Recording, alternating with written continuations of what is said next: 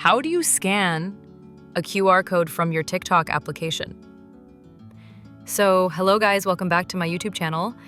In this quick tutorial, I'll be discussing how you can easily scan your QR code on your PC from your mobile. So first things first, just open up your TikTok application just like this on your mobile device and make sure you are currently logged into your account. Now just tap on this profile icon at the bottom right corner and click on this hamburger icon at the top right corner. You should see the option that says My QR Code. Now once you are inside here, there is a QR scanning option right at the top right corner. Now simply select it and make sure your QR is opened on your computer.